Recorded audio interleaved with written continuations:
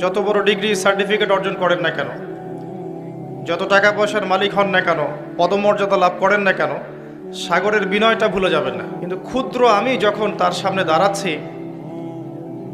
সমুদ্র বিনয়ের সাথে আমার পা ধুয়ে দিচ্ছে। খেয়াল করেছেন? সমুদ্র বিনয়ের সাথে আপনার পা ধুয়ে দিচ্ছে, যদিও বা সে আপনার চেয়ে অনেক বড়। ইবলিস অনেক জ্ঞানী ছিল না? ইবলিস কিন্তু জ্ঞানী ছিল। সে কি ফেরেশতা ছিল? না, সে কিন্তু ফেরেশতা ছিল না। কানা মিনাল জিন্নি, সে ছিল জিনদের একজন। সে ছিল জিনদের একজন। সে অনেক এলেম কালাম শিখেছিল এবং আল্লাহর অনেক ইবাদত করেছে। ইবাদত করতে করতে এমন একটা পর্যায়ে সে চলে গেছে যে যখন তাকে অনেক উচ্চ আসন দেয়া হয়েছিল, মর্যাদা দেয়া হয়েছিল, এই জ্ঞান ইবাদত ইবলিসকে চিরস্থায়ী জাহান্নামী হতে বাঁচাতে পারল না। কারণ কি? অহংকার। কারণটা কি? অহংকার।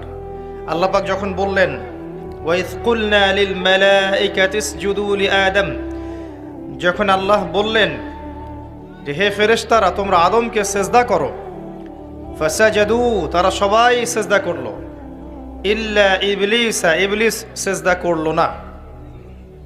আল্লাহ পাক জিজ্ঞাসা করলেন কেন সেজদা করলে না? ইবলিস কাউন্টার অ্যাটাক করলো, ইবলিস উল্টা কিয়াস করলো। সেটা হচ্ছে সে আল্লাহকে বলল খলাকতানি মিন নার ওয়া খলাকতাহু মিন তিন, আমাকে সৃষ্টি করেছেন আপনি আগুন দিয়ে, আর আদমকে সৃষ্টি করেছেন কি দিয়ে? মাটি দিয়ে। তাহলে আমি কেন আদমকে সেজদা করব? আগুন তো মাটির চেয়ে বেশি সুপিরিয়র।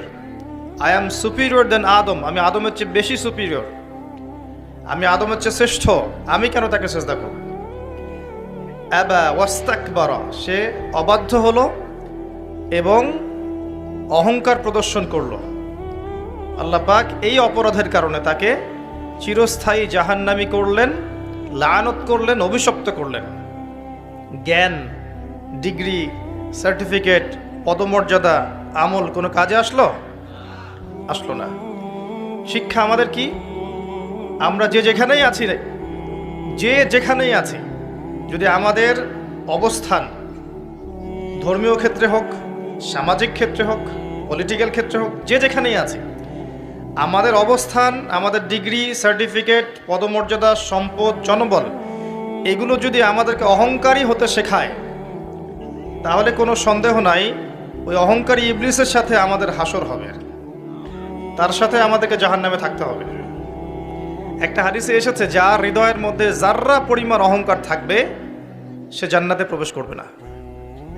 সাহাবীরা জিজ্ঞেস করলেন যে একজন ব্যক্তি পছন্দ করে যে তার কাপড়টা সুন্দর হোক, জুতা সুন্দর হোক, ঠিক আছে, এটা কি অহংকার? নবী করিম সাল্লাল্লাহু আলাইহি ওয়াসাল্লাম বললেন না, এটা অহংকার নয়, বরং অহংকার হচ্ছে বাতারুল হক ওয়া গামতুন নাস। অহংকার